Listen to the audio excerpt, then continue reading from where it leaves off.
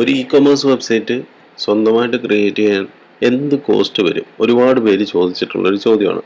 നമ്മൾ അറിഞ്ഞിരിക്കേണ്ടത് നമ്മുടെ വെബ്സൈറ്റിലേക്ക് ആവശ്യമുള്ള കുറച്ച് എലമെൻറ്റ്സ് ഉണ്ട്. ഈ എലമെൻറ്റ്സിൻ്റെ എല്ലാം ക്വാളിറ്റിക്ക് അനുസരിച്ചാണ് നമ്മുടെ വെബ്സൈറ്റിൻ്റെ പ്രൈസും മാറുന്നത്. ഇവിടെ നമ്മൾ ഡിസ്കസ് ചെയ്യാൻ പോകുന്നത് നമ്മൾ എന്തൊക്കെയാണ് അറിഞ്ഞിരിക്കേണ്ടത്. ഒരു ഇ-കൊമേഴ്സ് വെബ്സൈറ്റ് സ്റ്റാർട്ട് ചെയ്യുമ്പോൾ നമ്മൾ അറിഞ്ഞിരിക്കേണ്ട നമ്മുടെ വെബ്സൈറ്റിലേക്ക് എന്തൊക്കെ എലമെൻറ്റ്സ് വേണം, എന്തൊക്കെ നമ്മൾ അറിഞ്ഞിരിക്കണം, എന്തൊക്കെ കാര്യങ്ങൾ നമ്മൾ പ്രൈസിങ് നോക്കുമ്പോൾ എന്തൊക്കെ ശ്രദ്ധിക്കണം, ഇങ്ങനെയൊക്കെയുള്ള കുറച്ച് കാര്യങ്ങളാണ്. അതായത് സ്വന്തമായിട്ട് നമ്മുടെ ബിസിനസ്സിനെ ഓൺലൈൻ ആക്കാൻ ആഗ്രഹിക്കുന്ന പാഷനേറ്റ് ആയിട്ടുള്ള ഓൺട്രപ്രണേഴ്സിനൊക്കെ അവർക്കൊരു വെബ്സൈറ്റ് വേണമെന്നുള്ളത് വലിയൊരു ആഗ്രഹമാണ്. അപ്പോൾ ആ ഒരു വെബ്സൈറ്റ് സ്വന്തമായിട്ടോ അല്ലെങ്കിൽ നിങ്ങൾ മറ്റൊരാളെ കൊണ്ട് ചെയ്യിപ്പിക്കുകയാണെങ്കിലും നിങ്ങൾക്ക് അതിനെക്കുറിച്ചിട്ട് അവരോട് സംസാരിക്കാൻ എന്തൊക്കെ ചോദിക്കണം എന്നൊക്കെയുള്ളത് നമ്മൾ ഇന്നത്തെ വീഡിയോയിൽ ഡിസ്കസ് ചെയ്യുന്നു. ഞാനിവിടെ സജസ്റ്റ് ചെയ്യുന്നത് ബഡ്ജറ്റ് ഫ്രണ്ട്ലി ആയിട്ടുള്ള നമ്മുടെ ഒരു വെബ്സൈറ്റിന് വേണ്ടി സജസ്റ്റ് ചെയ്യുന്നത് നെയിം ജീപ്പ് എന്ന് പറഞ്ഞ കമ്പനിയുടെ ഹോസ്റ്റിങ്ങിൽ വേർഡ്പ്രസ് ഹോസ്റ്റിംഗ് എന്ന് പറഞ്ഞൊരു ഓപ്ഷൻ ഉണ്ട്. ഈ വേർഡ്പ്രസ് ഹോസ്റ്റിങ്ങിൽ ECWP ടർബോ എന്ന് പറയുന്നൊരു പ്ലാനാണ്. ECWP ടർബോ എന്ന് പറയുന്നത് ഞാനിതിൽ പല പ്ലാനുകളും ട്രൈ ചെയ്യാറുണ്ട്.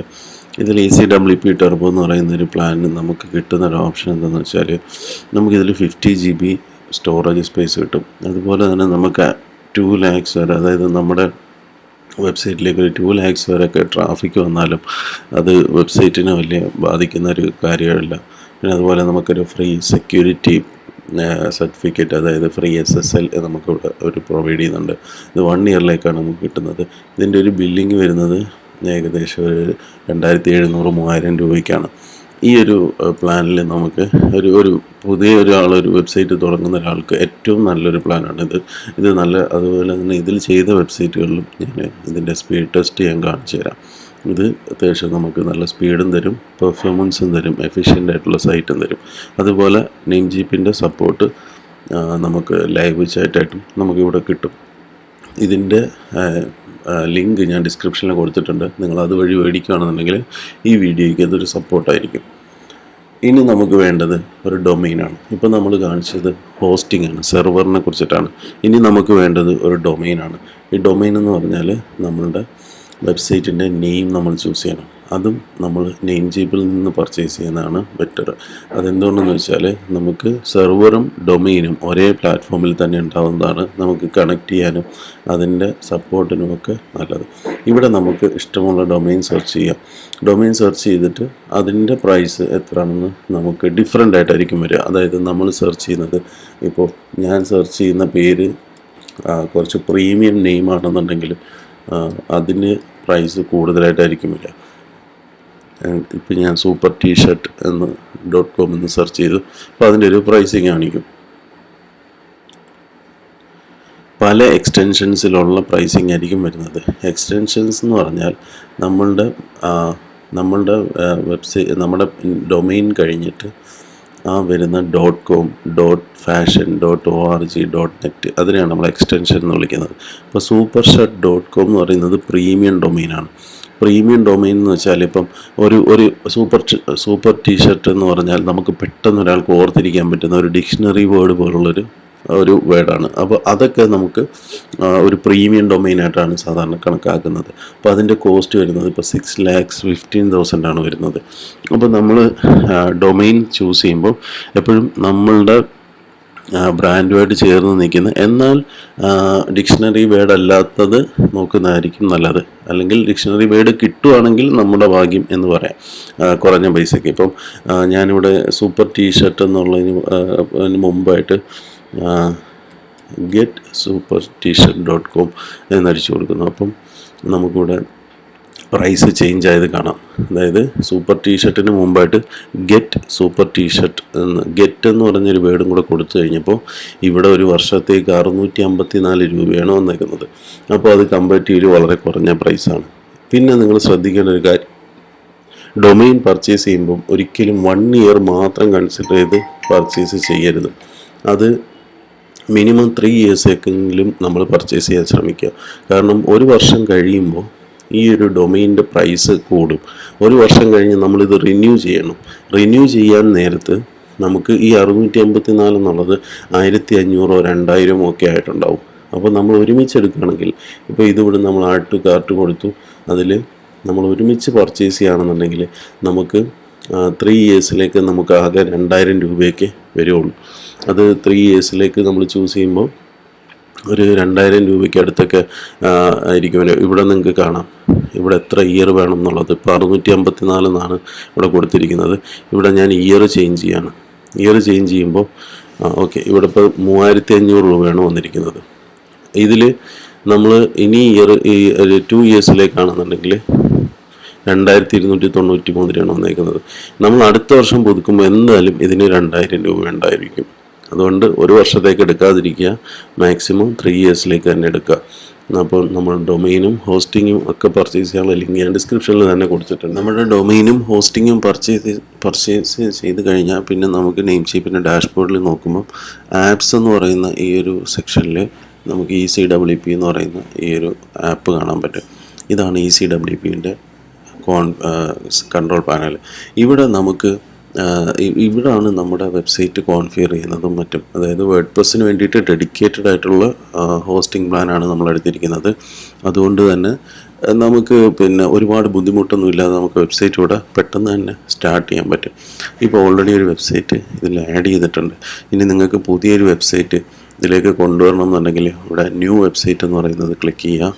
അതിൽ വെബ്സൈറ്റിൻ്റെ നെയിം കൊടുക്കുക.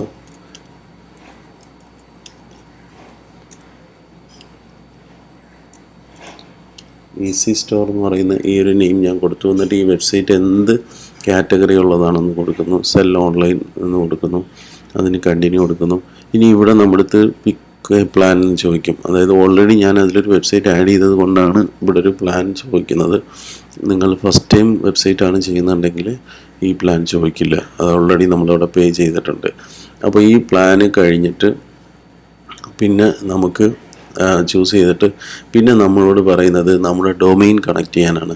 അപ്പോൾ ഇവിടെയാണ് ഞാൻ നേരത്തെ പറഞ്ഞത്, നെയിം ചീപ്പിൽ നിന്ന് തന്നെ ഡൊമെയിൻ പർച്ചേസ് ചെയ്യുകയാണെങ്കിൽ നമുക്ക് ഈസി ആയിട്ട് നമ്മളുടെ ഡൊമെയിൻ ഇതിലേക്ക് കണക്ട് ചെയ്യാൻ പറ്റും. അപ്പോൾ ഇവിടെ യുവർ ഡൊമെയിൻ ഓൺ നെയിം ചീപ്പ് എന്ന് പറയുന്ന ഓപ്ഷനിൽ ഇവിടെ നമുക്ക് നമ്മുടെ ഡൊമെയിൻ ഇവിടെ ഡ്രോപ്പ് ഡൗണിൽ കാണിക്കും.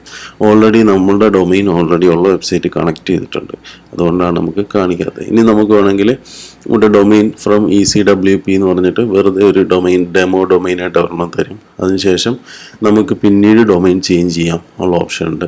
പിന്നെ അതല്ലാതെ ഡൊമെയിൻ ഓൺ അതർ പ്രൊവൈഡർ, അതായത് നെയിം ചീപ്പിൽ അല്ലാത്ത ഡൊമെയിനുകൾക്കും നമുക്കിതിൽ കണക്ട് ചെയ്യാൻ പറ്റും. പക്ഷേ ഇത്ര ഈസി അല്ല എന്നേ ഉള്ളൂ.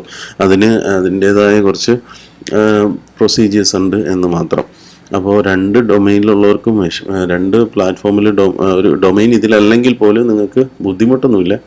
അതിന് വേണ്ടിയിട്ട് നമുക്ക് ഇതിൽ ഓപ്ഷൻ തന്നെ ഉണ്ട്. അപ്പോൾ അത് കഴിഞ്ഞാൽ നമുക്ക് കണ്ടിന്യൂ കൊടുത്തിട്ട് നമ്മളുടെ ഒരു തീം ചൂസ് ചെയ്യാൻ പറയും. ഇതൊരു ബേസിക് വേർഡ്പ്രസ്സിൻ്റെ തീമാണ്. ഈ തീം ചൂസ് ചെയ്ത് കഴിഞ്ഞാൽ നമ്മളുടെ വെബ്സൈറ്റിൻ്റെ ഒരു ഫസ്റ്റ് സ്റ്റെപ്പിലേക്കുള്ള കാര്യങ്ങളൊക്കെ ആയിട്ടുണ്ട്. അപ്പോൾ ഇത് കുറേ പ്ലഗിൻസാണ്. അതൊന്നും നമുക്കിപ്പോൾ ആവശ്യമില്ല. അതിനുശേഷം ഇത് നമ്മൾ റിവ്യൂ, അതായത് നമ്മുടെ സ്റ്റോർ ഇത്രയൊക്കെയാണ് നമ്മൾ ചെയ്തിരിക്കുന്നത്. അതായത് നമ്മൾ ചൂസ് ചെയ്തിരിക്കുന്ന തീം, സബ്സ്ക്രിപ്ഷൻ, അതുപോലെ തന്നെ നമ്മുടെ ഡൊമെയിൻ, വെബ്സൈറ്റിൻ്റെ നെയിം, ഇത്രയും കഴിഞ്ഞാൽ നമ്മുടെ വെബ്സൈറ്റിൻ്റെ സെറ്റപ്പിലോട്ടാണ് പോകുന്നത്. ഇവിടെ കണ്ടിന്യൂറ്റി പർച്ചേസ് എന്ന് കൊടുത്തിരിക്കുന്നത് നമ്മളിപ്പോൾ നിലവിലൊരു പുതിയ നിലവിൽ നമ്മൾ പ്ലാനിലൊരു വെബ്സൈറ്റ് ഉള്ളത് കൊണ്ടാണ് ഇവിടെ കണ്ടിന്യൂറ്റി പർച്ചേസ് എന്ന് കൊടുത്തിരിക്കുന്നത്. ഇപ്പോൾ ഞാനിനി നമ്മളുടെ ഓൾറെഡി ഉള്ള വെബ്സൈറ്റിനെ കാണിച്ചു തരാം. അതായത് നമ്മൾ ഓൾറെഡി ആഡ് ചെയ്തിരിക്കുന്ന വെബ്സൈറ്റ് ഒരു വെബ്സൈറ്റ് ആഡ് ചെയ്തിട്ടുണ്ട്. ഈ വെബ്സൈറ്റിൻ്റെ ലിങ്കിൽ ക്ലിക്ക് ചെയ്ത് കഴിഞ്ഞാൽ നമുക്ക് ആ വെബ്സൈറ്റിൻ്റെ തീമും കാര്യങ്ങളൊക്കെ കാണാൻ പറ്റും.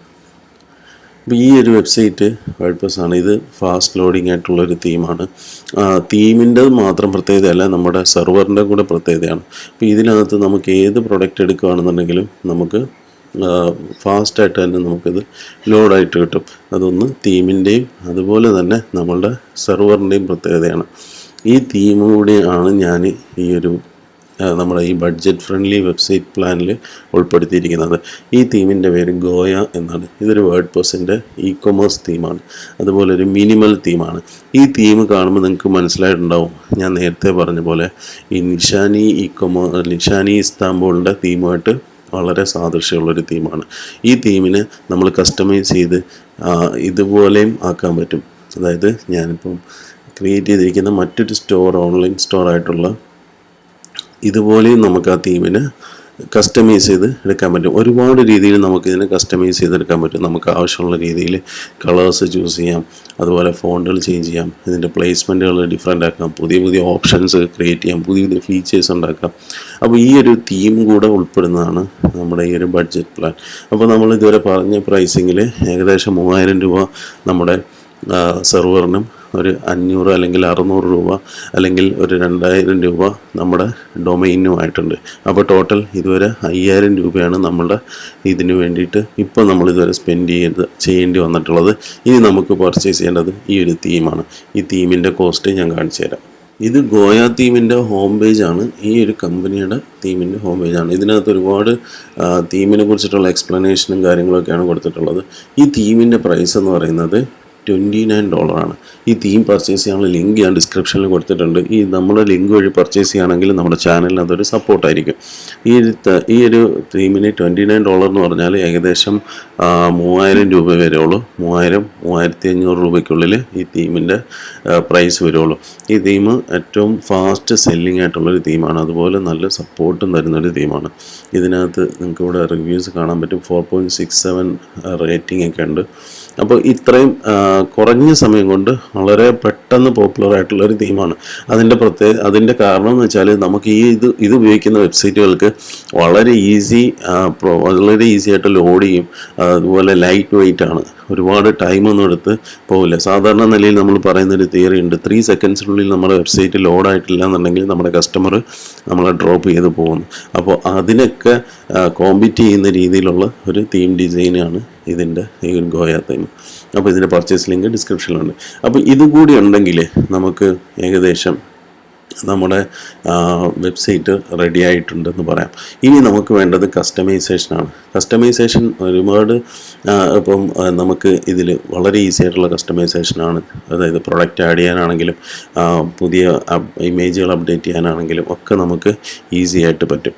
അപ്പോൾ നമുക്ക് പറഞ്ഞു തന്നത് നമ്മുടെ ഒരു വെബ്സൈറ്റ് ഏകദേശം വെബ്സൈറ്റ് സെർവറും ഡൊമൈനും 5000 രൂപയായിട്ടുണ്ടെങ്കിൽ നല്ലൊരു തീമിനൊരു 3500 രൂപ നമുക്ക് സ്പെൻഡ് ചെയ്ത് കഴിഞ്ഞാൽ ഒരു 8500 രൂപയ്ക്ക് നമ്മളുടെ വെബ്സൈറ്റിൻ്റെ ഒരു വേർഡ്പ്രസ് ഇ-കൊമേഴ്സ് വെബ്സൈറ്റിൻ്റെ ചിലവുകൾ അവിടെ നിൽക്കും.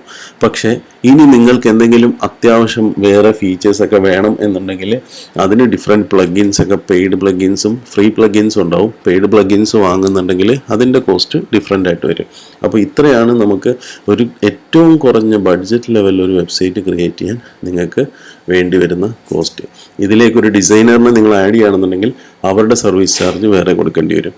അത് നമ്മൾ ഓരോരുത്തരുമായിട്ട് സംസാരിച്ചിട്ടാണ് അത് ചെയ്യുന്നത്, എന്തൊക്കെ ഡിസൈൻ പ്രോസസ്സാണ് വേണ്ടതെന്നൊക്കെ ഉള്ളത്. അപ്പോൾ സ്വന്തമായിട്ട് ചെയ്യാൻ നിങ്ങൾക്ക് ഇത്രയും കാര്യങ്ങൾ ഈസി ആയിട്ട് പറ്റും. So thank you for watching this video. Keep watching. Subscribe ചെയ്യുക. Thank U.